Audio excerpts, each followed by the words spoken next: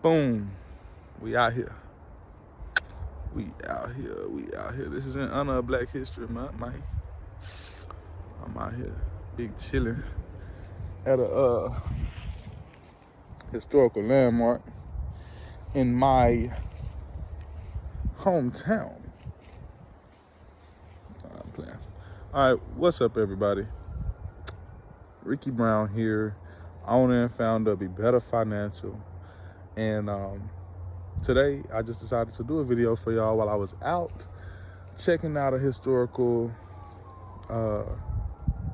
area in my hometown in honor of Black History Month. This right here, I wish I could turn my camera around, but as y'all can't see it, but this is the Frederick Douglass Elementary School in the Old Town community. It was actually the only school to ever be built in the Old Town neighborhood, and it did service African American students during the time that it was here. It was built in 1875, and it was tore down, let's see, in the 1980s.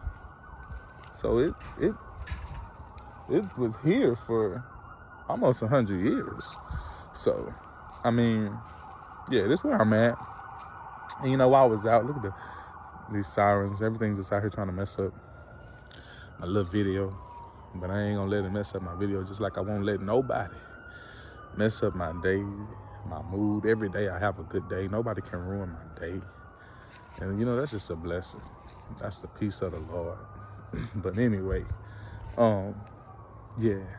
So I'm out here enjoying this beautiful sight. And this is actually just a very good area for me to shoot this video, because today I'm going to be telling y'all about my history, how I got started and what I'm doing, because everybody is so curious to what I'm doing. I got so many messages from so many people asking me, what do you do? So I'm like, you know what? Today's a good day to do a video. Why not? Yes, so this is where I'm at. I'm out here looking at this beautiful piney woods of East Texas. Been out here in East Texas closing some deals before I go back home to Central Texas. But this is where I'm from. This is my hometown, Palestine, Texas. I love it here. I could be here all day. I could be here all year round if I really wanted to, because I just love it that much. But anyway, today I just want y'all to, I'm gonna show y'all this. I'm gonna turn my camera around, but I'll probably do another video of the landscape that's behind me so you guys can see. But I'm only where I am today because of the grace of God, number one, and number two, because of the decisions that I have made. Okay, I've made good decisions throughout my life that has gotten me where I am. Not saying that I'm a perfect person or that I always make the best decision and the right decision, because that would be a lot. But I don't know, it's just people have to take accountability for their life and where they are. And everybody is not willing to do that. You know, we all are self-made, really. Like, you know, aside from what God does for us, the blessings that God gives us, we are all self-made because God gives us a free will. So yes, God will still bless you. God can bless you with $10,000, but it's up to you what you're going to do with that $10,000. One person may take that $10,000 and invest. Another person may take that $10,000 and spend it with the drug dealer. And you can't expect no harvest from that. You didn't sow no seeds. You have to sow seed. God blesses the sower. He gives seed to the sower. So, you know, you have to make your own choices in life. And this scenery, I say that to say this, because this scenery right here is, I just see this little flower. Look, I'm gonna turn my camera around. I want y'all to see it. Y'all see this? I don't know if y'all see it. I'm pretty sure y'all do. But you see that flower? It's growing in the midst of all this. This is like pine wood on the ground, pine needles on the ground, and dead stuff. But this one flower chose to grow. In the midst of adversity, it chose to grow. And so we must be like that flower. In the midst of adversity, we must grow. And so I'm going to go ahead and hop right into it. Like I said, some of the people have been asking me what it is that I do. I am the owner and founder of Be Better Financial. And Be Better Financial is an asset management and locating company. That means we basically manage people's assets for them. We locate people's assets for them. And we just help them out. We just help people. We actually started out in the midst of COVID back in 2021. Now, at that time, we started out as Barrett Brown Estate Trust and Assets. That was the name of my company. It was named after my family, Barrett Brown. Those are the surnames that I generate from. Not all of them, but just two of them that I just chose that name. It means a lot to me. So, basically, yeah, we started out Barrett Brown Estate Trust and Assets back in 2021. Fast forward to 2023, the beginning of 2023, just last year, I decided to partner with some people in the financial service industry, PHP Agency. They helped me start my own life insurance agency. Now, instead of starting a separate business, I merged the two, my life insurance agency and Barrett Brown Estates Trust and Assets, and thus Be Better Financial was born, okay? So now here we are in 2024, and things are looking up for us. Things are looking up for the company. Every day, 2023 was really a network year for me. It was the year that I met everybody that I needed to meet to get to where I am today. I made all the connections that I needed to make, and I'm still open to making connections with people, but I met a lot of powerful people in my industry in 2023. I met a lot of prominent people in the financial service industry, just to even be affiliated with PHP Agency. Like, Patrick Bet-David is the CEO of PHP Agency, and if you don't know who he is, you can Google him. You can look him up on YouTube. Valuetainment is the #1 business YouTube channel on YouTube for businesses. So very, very prominent people, and these are people that I'm learning from. Excuse me, guys, I may hear things in the background, music, cars, people. I'm literally, like I said, at this historical marker in the middle of Old Town. It's the neighborhood. I mean, it's where I'm at. I'm just outside, not in my office. Y'all see the blue skies behind me, the piney woods, the historical marker. This is where I'm at. I'm out here in the field. You feel me? Nah, I'm not doing no work. Like I said, I'm enjoying some historical facts today. So that's what I'm out here doing. And yeah, y'all might hear that. But back to the story. You know, my history. This is Be Better Financial's history. We linked up with all the people that we needed to link up with, and I can shout some of them out.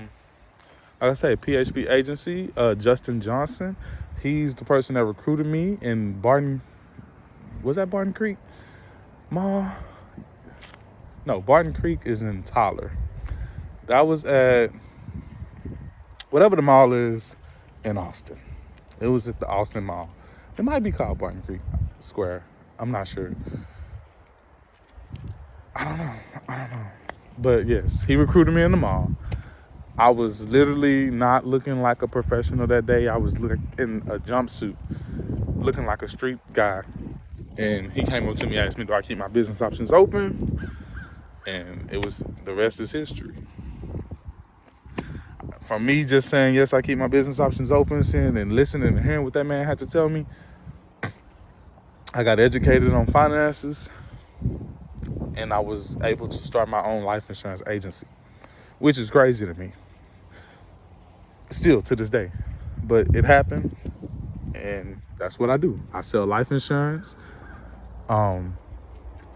I could go on to I can go into a lot about life insurance, but I'm not gonna do that on this video. But I do sell life insurance, all types. If you want to protect your family, hit me up. Like, hey, I'm not here to, I don't solicit it. I don't just go out here. I need to do more educational things and educating people on it, but I don't go out here and try to persuade people to buy it, because I just feel like it's kind of common sense that you need life insurance. Now, I know you may not know the different types and all that, but it's up to you to inquire. Like, come on now. It's up to you to inquire about the options that are out there. Then I can educate you on it, but I'm not finna chase people down and, hey, let me get you this life insurance. Nah, that's not me. Once I tell you something once anyway, it's up to you. So just like that flower, it's up to you to grow, baby. You have to take accountability for yourself and your actions. When you die without life insurance, that's on your family. Or when one of your relatives die without life insurance, if you have a kid that died early, that's on you. That burden is going to be on you. And there's so many other benefits to life insurance. But like I said, I'm not going to go down that rabbit hole on this video. Now, aside from that, I made several connections in 2023. Vanessa Williams, she's a land woman, all woman, real estate agent, all things to do with real estate. She's, personally to me, in my personal life, she's the knowledge chief officer of land in my life. She's my chief knowledge officer of land in my life. This is the unofficial title that I've gave her in my life. She don't even know I gave her this title, but I admire her. I admire her so much. So, and we're going to do, it's a lot of work to come with Vanessa Williams. I can't speak on really, but she's a very knowledgeable woman when it comes to the oil and gas and the real estate industries. Aside from her, I met some other people, legal people. I met several attorneys. I formed several relationships with several different attorneys, good and bad. That's all I'll say about that. I'm not going to tell y'all who my current attorney is or any current attorneys that I work with, because I'm just not going to do that. But I've met several, probably like at least 20. And I have all their numbers saved. So I'm stocked on attorneys. Don't try it. I got their personal cell numbers. Just give them a call.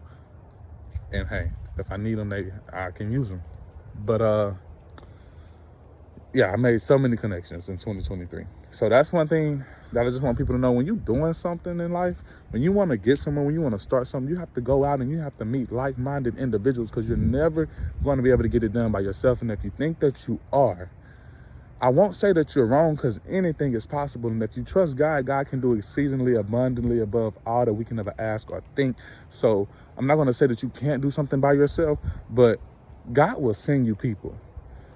When you go out and network, God will align it to where somebody else was there that wasn't even supposed to be there, and you met them and you needed to meet them. Right place, right time, right people.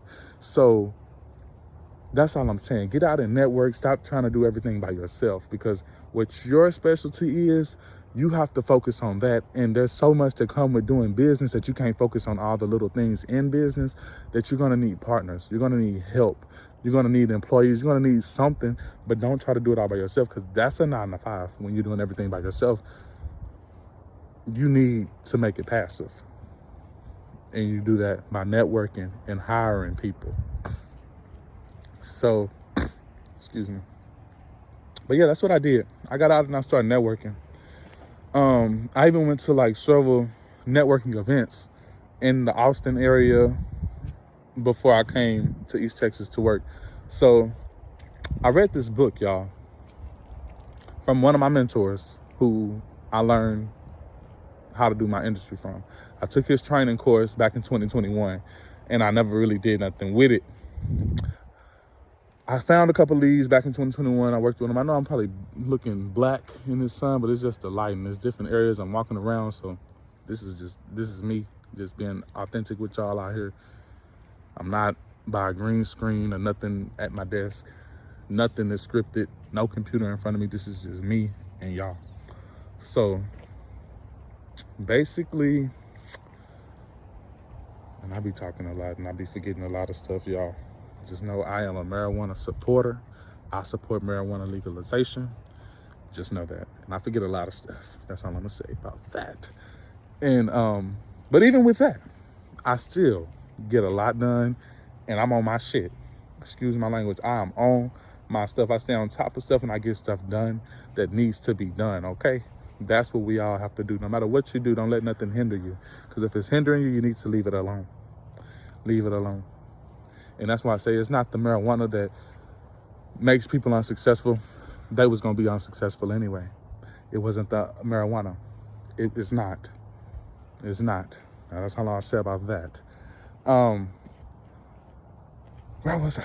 Lord have mercy.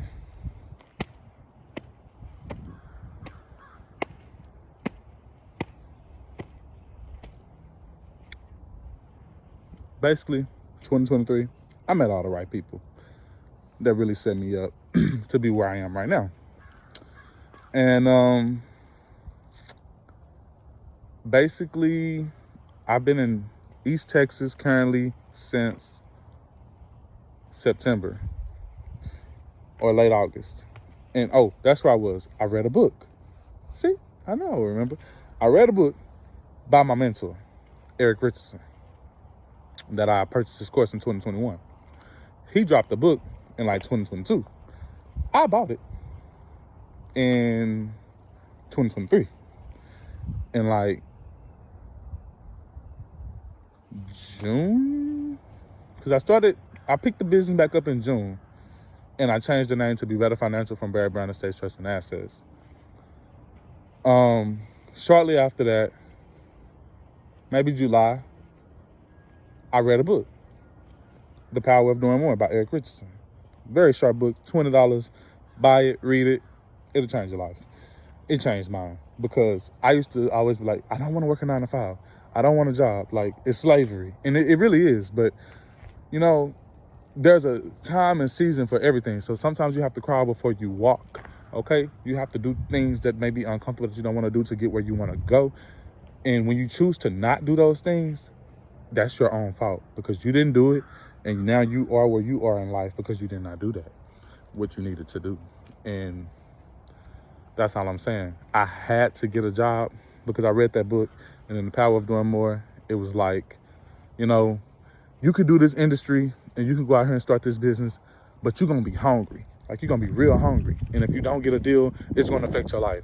So you need to get a job that can maintain you until you start getting deals. That way you're not so hungry and the business is not stressing you out. You're still making sure your bills and everything is paid and everything is smooth. And I understood that. That resonated with me. And I was like, cool. I looked at a job differently. It's a stepping stone to get me where I need to go, but it's not somewhere where I need to be trying to retire from, set up a 401k plan at, and just think that that's my life. Because that's not my life. I'm here as a stepping stone, not as my life. This is not me. This is not Ricky at Target. No, I'm not Ricky at Target. I am Ricky, the owner and founder of Be Better Financial. Paralegal, independent paralegal, the Woods Law Firm. Writer. You know, I am poet, songwriter, artist. I'm all those things. A creator. I am creative. I was created by God, therefore I am creative. I'm a spiritual being with a thorn in my side, but the grace of God is sufficient for me. You see, His grace is sufficient for me.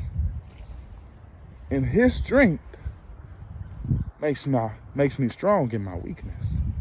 That's just who I am. A child of God. Spiritual being. That's it. I ain't nobody working. I ain't nobody's slave. God didn't bring me here for that. He did not bring me here for that. And so that resonated with me. I went and got a job. I started working at Amazon. I didn't even fill out an application. I had Amazon number in my phone, the hiring manager. I had a number in my phone because before I moved to San Marcos, I was planning on getting a job there. And I had already got her contact information. I never followed up with the job because I didn't want to work at a 9 to 5. So I ended up calling her. Lord, I look black in some of these angles. Whew, but the light is, the sun is hitting right here. But yeah, I hit her up and she was like, yeah, come on now, come on down. And I just went on down and got the job. That was that simple. Didn't really do nothing much that I remember. Y'all want her number? I can give it to you if you want to be a worker. They always hiring. They always hiring. And that's a good job to use as a stepping stone, but do not become a slave. Get out as soon as possible. So, anyways, started that job in like July. I quit in September, or literally in August. I don't really remember. End of August, beginning of September, I quit. And I remember quitting my job because there was this dude who had hit me up on Facebook talking about he wanted me to manage one of those casinos. It's not really a casino because those are illegal in Texas, but a game room. He have a game room. I think those are illegal too. But he wanted me to be the security manager. He wanted me to do security and be the supervisor, hire people to do security, you know, do the schedule, do all that. I'm like, yeah, that's cool. That'll give me a lot of time. I can sit up there. I can ride the clock. I can work on my business while I'm on the clock. So it was perfect for me. I quit my job. No questions asked. That fell through. It did not. I didn't get that job. And I'm like, wow. But I feel like God do everything for a reason because I was getting comfortable at Amazon. I'm like, bro, this is good money. Pay my bills. Got a lot of money left over. But I never had time to even do anything with the money that I had left over. That's why I had a lot of money left over because I never had no time to spend it. I'm working 12-hour shifts, get off work. I got to go to sleep. Wake up and do it again. I be catching Charlie horses and shit. That is a very physically demanding job. I'm a big dude. And yeah, so, I mean, I didn't mind doing the exercise. I'm like, shoot, this exercise. I lost 20 pounds, 20 to 30 pounds working at Amazon in just 2 months. That's crazy. But I done probably put that all back on since I've been down here in East Texas. But yeah, I came down here. I got my last check from Amazon. And I was like, bro, I got my last check. It ain't that much. It's a couple $100s. I could use this money to get by, try to be finding me another job in the meantime, or I can fucking go home and focus on my business. Because this is what happened, y'all. The day that I quit my job, less than 24 hours, I closed my first deal. I talked to the claimant on the phone, got him on the phone, and closed the deal. See, back in June when I started the business, I did make some calls. I found somebody, and it fell through. They still haven't claimed the money. They haven't hit me back up. I haven't heard from them. I've been calling them. They haven't been answering. So I don't know what's going on with them. Seem like they don't want their money. But once I didn't quit. I was still working at that time when I did that. But once I quit my job, I actually closed my first deal where they signed the paperwork, everything, all on the phone with me on that first phone call. I walked them through the signing process. I had everything prepared for them. And it was a smooth process, and I closed my first deal. And it was like within that first week, I closed like 2-3 more deals. So anyway, I know I closed my client Brenda's deal on September the 6th. That's when she signed my company engagement letter giving me permission to operate on her behalf. At this time, I did not have an attorney, but I was determined to get this woman's stuff in because she had over $200,000 just sitting at the county that was about to expire in a couple of months. Her claim was not going to be valid if she would have submitted it any later. So I got her in September. She had until December the 2nd to submit her claim. So literally 3 months. And I'm like, I'm all the way in San Marcos. She's in Smith County. That's over 5 hours away from me. Should I stay here and try to work this remotely, or should I just go to East Texas? I could stay in Palestine, my hometown, drive where she at and handle everything for her. And that's what I chose to do with the little $200 to $300 I had on my last check. Filled up the car, drove down here, and I've been down here ever since because her deal has not closed yet. But other deals have closed. since I've been down here that I got once I got down here. Basically, I just came down here. I didn't have a job, no more source of income. I'm just focusing on my business. I still have an apartment. I still have rent. I still have my car note. All these bills that I still have. But I came down here on faith. And since I've been here, God has maintained me. I haven't lost my apartment. I haven't lost my car. I haven't lost anything since I've been here. And I've been maintained. Now, I came down in August. I was here for 3 months before I got a job down here. In November, like November 27th, at the end of November, I got a job working for the college, doing some stuff for them on a part-time basis. Then it went up. I started doing full-time probably like last month. So January, I started doing full-time. I think January the 8th or something like that. But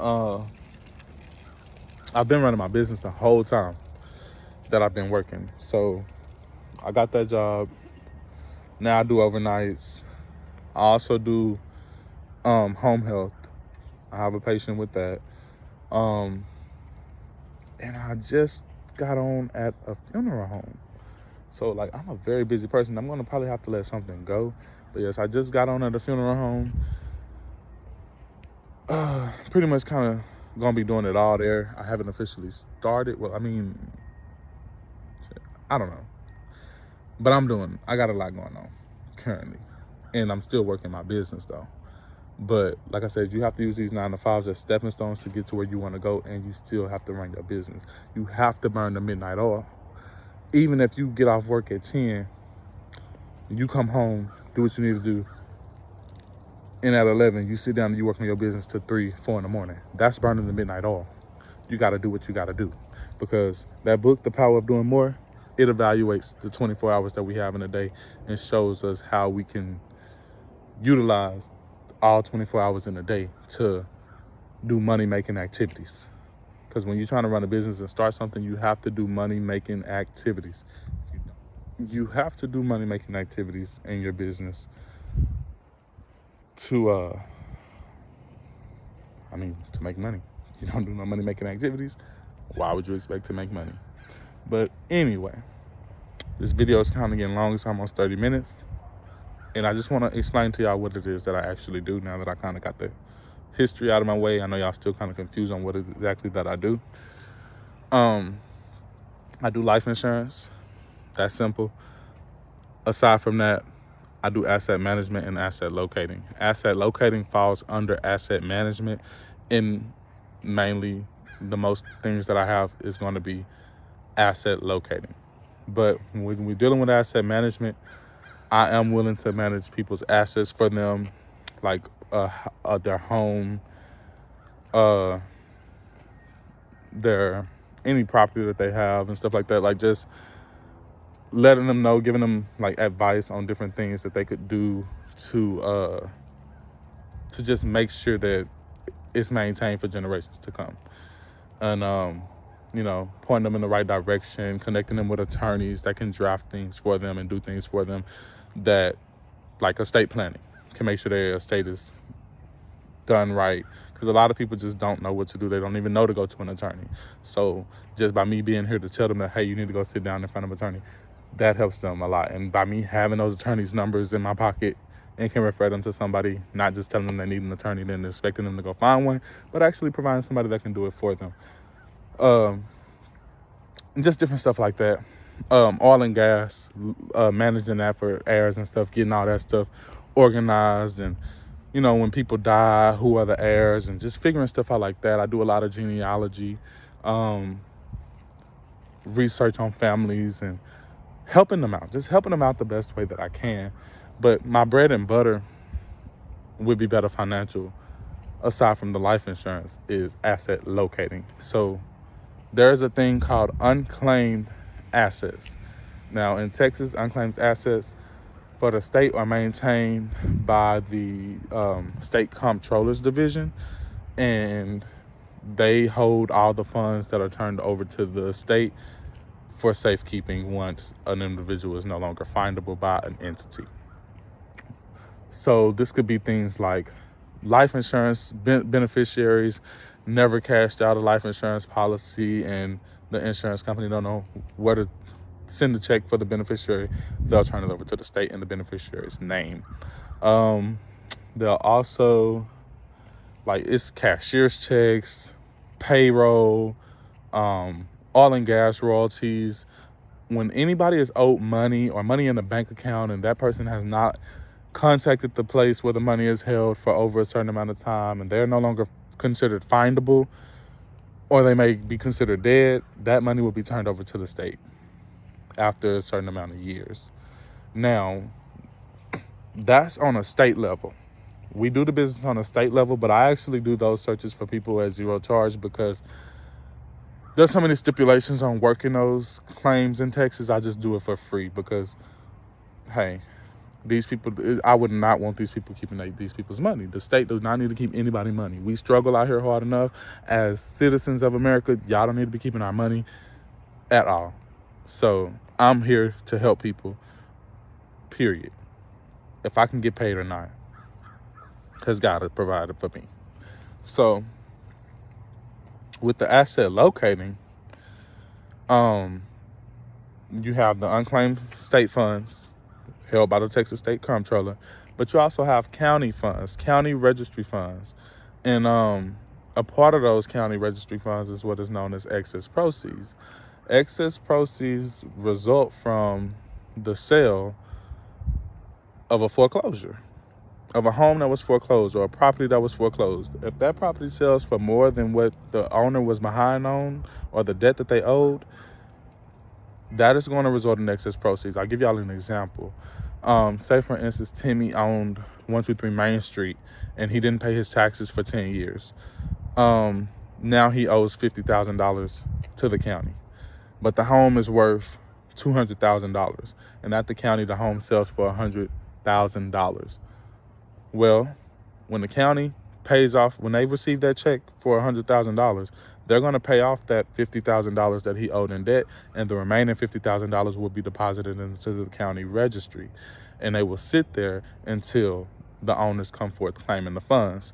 Now, excess proceeds in Texas, the owner only has 2 years to claim the funds, or else the county is entitled to keep the funds and use it for whatever they want to use it for. They even write this stuff in their budget ahead of time and plan on what they're going to use the money for, because they're not planning for the people to come and claim it. Now, they do send out a letter, a notice of excess proceeds to the claimant, but they send it to the address that is last known, which is always the address that was foreclosed. So they're no longer there. They're not going to get the letter. And that's where I come in, because I research this stuff. I audit the county.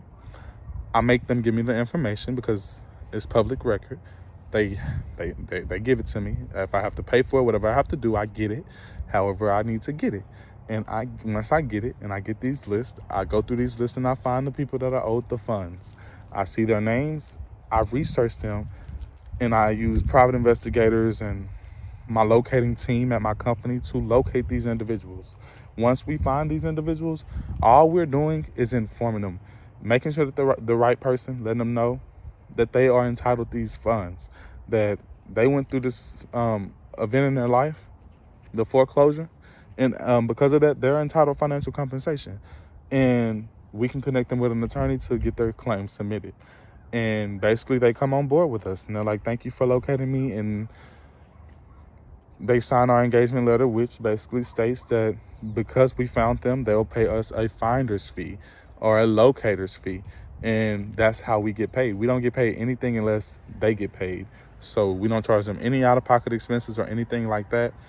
But this industry that I'm in, it's a very rewarding industry, not only because of the money that we make, the commission that I make on my deals, but it's very rewarding because I'm helping people that really need me. When I wake up in the morning, what inspires me to do this business is I'm not motivated by the money. I'm motivated by the fact that people really need me. And if I don't get out here and call these people, they will never get their money. Money that could change their life. Money that can put them in a better situation than that they're currently in. Because some of these people are homeless. Some of these people have lost their house and they think that all hope is lost. They're staying in a homeless shelter. Like, it's not okay. It is not okay at all. And I'm just doing my part. I feel like God showed me this industry because the people need me. There's people out here, like, his people need me. And my prayer to God is always, regarding my business, send me people, your people, God, that need me. Send me Christians, your children, that need me. And I help anybody. I'm open to helping all people, all races. Our mission statement is preserving the future by bringing back a state's trust and access to our kind of people for generations to come. And yes, for me, my kind of people would be Black people. My type of people would be Christian people. My type of people would be minority people, people from the hood, people that are struggling. Those are my type of people. But anybody that affiliates themselves with Be Better Financial, you take that mission statement and you wear it as a badge to yourself. Who are you? What type of people are you? What type of person are you? Who are your type of people? And you help them. You be there for them. Because some of these people out here, I can't help because they're not my type of people. Some of these people out here, I can't help because, and when I say they're not my type of people, like, they're just not. Like, if they're Hispanic and I don't know Spanish and they only know Spanish, how can I help them? There's a language barrier there. They're not my type of person that I can help, because we don't even speak the same language. But if you speak their language, that's your type of person. And if you see them on that list, or if you see that they need you, help them. That's preserving the future for your type of people. Our type of people generally means whatever type of person the representative is, they're there to help them. So, like I said, my type of person is a Black person. I'm very Black, and I'm very proud about it. And like I said, I'm over here enjoying this historical monument just in honor of Black History Month. I'm getting me some education on some Black history in my own hometown. And all of this started for me, y'all, by doing my own history, my own genealogy, figuring out who and where I come from. That's what opened up the door for me to do this. Before I did that, I wasn't doing any of this. But once I did the genealogy and research on my family, it changed something in me. It did something in me when I realized that my ancestors were not just slaves. After slavery, they were somebody. They were very prominent and important people in our community. And their blood runs through my veins to this day. So I know that the power that they had in them, I got it in me. And even if I don't got it, I got the power of Jesus Christ running through me. And I can do anything that I set my mind to. Anything. Whether that be good or bad. You can do anything that you set your mind to. And I choose to do good with the strength that I have and the abilities that I have. And I'm using my gifts and my talents to do this because I do a lot of writing in this industry. I have to prepare a lot of documents as a paralegal for my attorneys that I work with. I'm their independent paralegal and I do paralegal work for them. I prepare documents for them under their supervision. And that's me using my writing gift. And the Bible said that your gift will make room for you. I feel like we all have to use our God-given gifts and abilities to get where we want to go and do what we want to do in this life.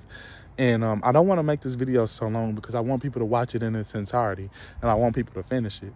But yeah, I just wanted to talk to y'all, touch base, let y'all know kind of what it is that I do and what I'm out here doing. I do more than this as well. I do graphic design, marketing, business consultations. I currently have a business client right now that I'm helping her start a cleaning service. And so I do a lot. I'm very versatile in my work. And you got to be that way when you're talented. When you have multiple talents, you have to utilize them. Don't put all your eggs in one basket. You know, like that's like, I hate seeing in the Black community, oh, that boy gonna go to the NFL. He gonna go to the NBA. He gonna do this and he gonna do, like, why is y'all only focused on that when that boy got a brain? When that boy can think? When that boy got intelligence? When that boy can have intellectual property? When his body and his physical strength is not the only thing about him that could get him paid? Why do we focus on going to send our people out here to break down their bodies and retire with nothing? No financial literacy, no education, no nothing. We need to focus on education because we are smart people. Historically, we are smart people. Before the NFL, we were somebody. Before sports, black people were somebody. We've always been somebody. We were kings and we were queens, and we still are royalty. If they're not gonna give you reparations, you go get them yourself. Do it yourself. Make it happen yourself. Pray for yourself. Fight for yourself. Be there for yourself and take accountability for yourself. Because life is a card game, and you gotta play the hand that you're dealt. And we are all self-made. Don't put the blame on no one else. Now see, that's a little poem I wrote. I ain't gonna give it all to y'all, but I wrote that. And like I said, do what you gotta do to get where you wanna go. It's Black History Month, and in honor of Black History Month, black people, I encourage you to do more. I encourage us to do more. Okay? And with that being said, I'm out of here. Peace.